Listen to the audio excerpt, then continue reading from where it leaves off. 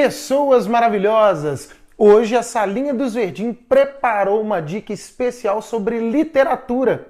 Como o clássico da literatura portuguesa, Os Lusíadas, de Luís de Camões, pode te ajudar na prova de Ciências Humanas do Enem. A gente preparou uma dica para se estudar os Lusíadas de uma forma um pouquinho diferente. Dá uma olhada.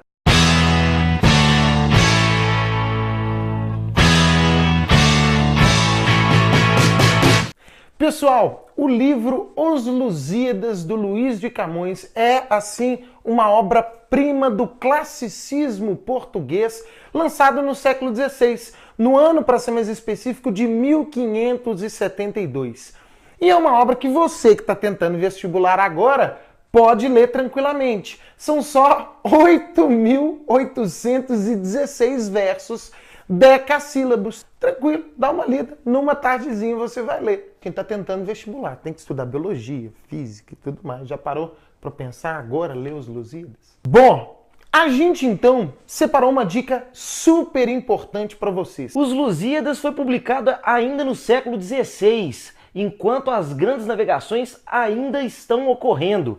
E esse, gente, é um dos livros mais elucidativos sobre as grandes navegações portuguesas que existe até hoje no mundo. O Luís de Camões, um dos maiores expoentes da literatura portuguesa e mundial, ele vai narrar, ele vai exaltar esses grandes feitos dos portugueses. Inclusive, ele coloca no livro dele que esses grandes feitos, que essas grandes conquistas são maiores do que as conquistas do Alexandre o Grande.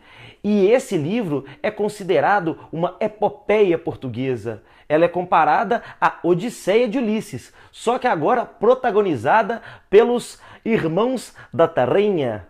Conceitos como, por exemplo, de mar tenebroso, o das relações portuguesas com os povos conquistados, o heroísmo português, isso associado a elementos do renascimento português. Divindades greco-romanas aparecem o tempo inteiro nas referências dos Lusíadas.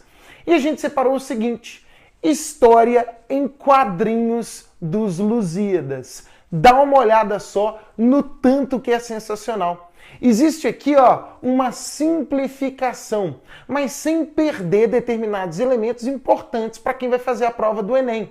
Compreender, por exemplo, a relação entre o sagrado e o científico, as técnicas de navegações e as crenças dos grandes navegadores estão todas expostas aqui. Imagens aqui do mar tenebroso, imagem dos desafios que os portugueses enfrentavam e, principalmente, a exaltação de figuras importantes, como, por exemplo, o Dom Afonso, o rei considerado aí o grande indivíduo responsável por promover as navegações portuguesas. Alguns elementos importantes que precisam ser atentados aí sobre grandes navegações são alguns conceitos. Primeiro de todos, pioneirismo português.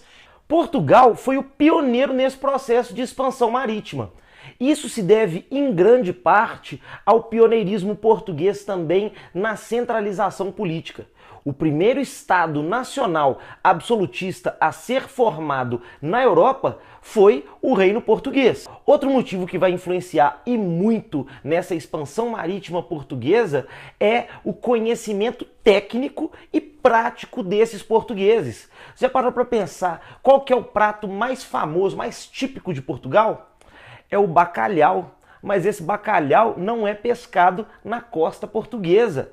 O bacalhau é pescado no Mar do Norte, nos mares gelados. E os portugueses já tinham a prática de pescar esse bacalhau em mares gelados abertos, fora do mar Mediterrâneo, que até então era o mar mais navegado da Europa. Entender que a localização geográfica de Portugal, entender que o desenvolvimento técnico e tecnológico, promovido principalmente pela navegação de cabotagem, contribui muito para que os portugueses partam no processo de expansão marítima. Eles vão se lançar nessas navegações por mares ainda desconhecidos. O Mar Tenebroso.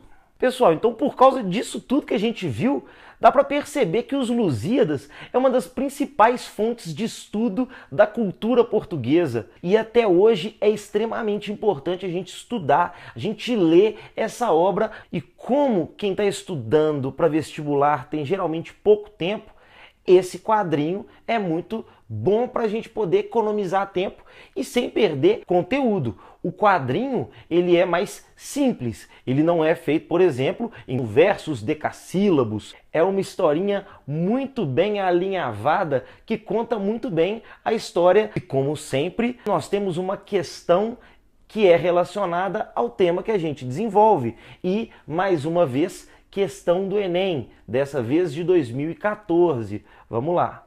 Todo homem de bom juízo, depois que tiver realizado sua viagem, reconhecerá que é um milagre manifesto ter podido escapar de todos os perigos que se apresentam em sua peregrinação.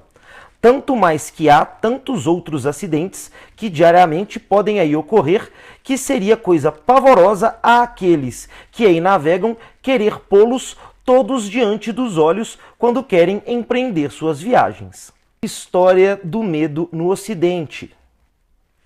Esse relato, associado ao imaginário das viagens marítimas da época moderna, expressam um sentimento de A. Gosto pela aventura, B. Fascínio pelo fantástico, C. Temor do desconhecido, D. Interesse pela natureza, E.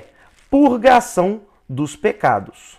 Pessoal, a resposta correta a ser marcada nessa questão é a letra C. As pessoas, os portugueses e os europeus de maneira geral nessa época, eles ainda não conheciam os mares fora do mar Mediterrâneo. Eles não sabiam as dimensões, eles não sabiam o que encontrar.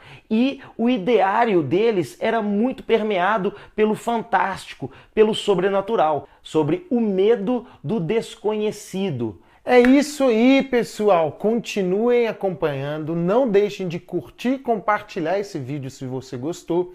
Não deixe de enviar também as suas dúvidas, as suas sugestões, as suas críticas. Lembra sempre de seguir a gente na nossa página no Facebook, Salinha dos Verdim.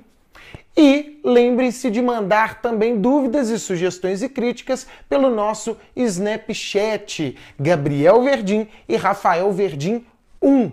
Um abraço e até a próxima!